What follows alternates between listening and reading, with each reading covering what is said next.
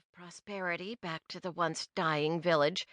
They cursed the increased traffic, the tour buses, and the rise in property taxes that good fortune had brought. They were also peeved by the acts of serious crime that had increased within the village's boundaries and had cost Stoneham its former title of safest village in New Hampshire, and they blamed Tricia for that.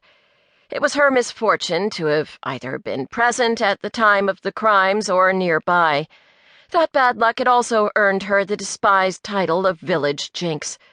The sun disappeared behind a big fluffy cloud just as Earl halted beside Russ and stood, hands on hips, scowling. "Good morning, Earl. Come to have your photo splashed across the next issue of the Stoneham Weekly News?" Angelica asked, her voice sickeningly sweet. Tricia took a step back.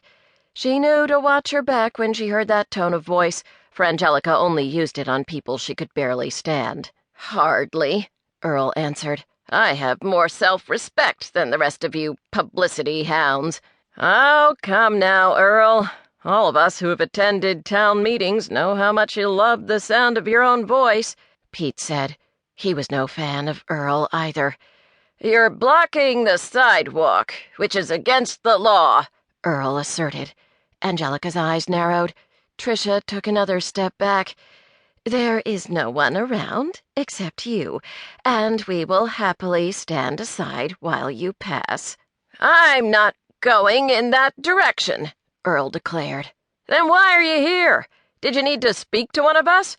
Pete asked rather sharply. "No, I just wanted to encourage you to hurry up and clear the sidewalk for pedestrian traffic." Russ replaced the lens cap on his camera. "I think I've got enough for the paper, although I may come back later in the day when the sun will make the gold leaf on that sign glow." Earl turned his angry glare on Tricia. "And what are you doing here, anyway?" "I'm a resident of Stoneham. I don't have to have a reason to stand on the sidewalk at any time of the day or night," Tricia said politely.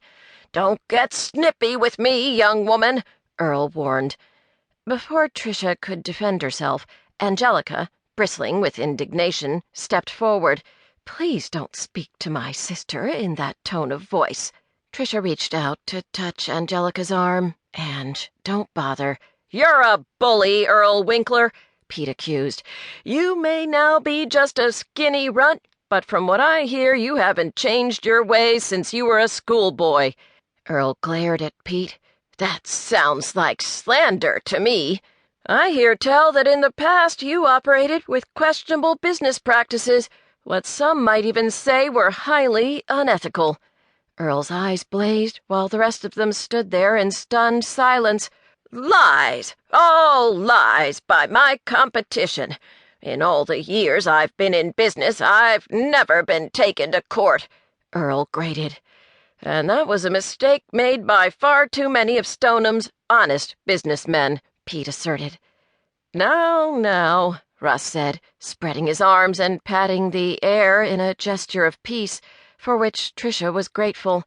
"And we need to move on," Tricia told her sister, hoping to further deflate the tension. "You've got a meeting in Manchester later today, and you have a lot to accomplish before you leave."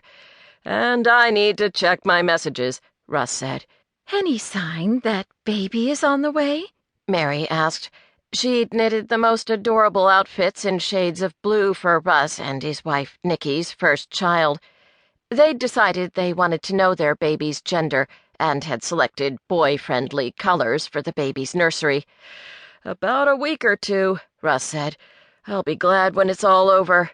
"Ha! That's what you think," Pete said, and laughed. "Once the baby arrives, your life will never be the same. I speak from experience." Oh? Tricia knew Pete lived alone, yet in all their conversations he'd never mentioned his living situation. Did he get cards on Father's Day from his offspring? Earl's face twisted with anger. "If you people are finished with your business and gossip, you should just move along." "Oh, you are a party pooper," Mary said, and turned to enter her store. "See you later," she called to the others. Since the rest of the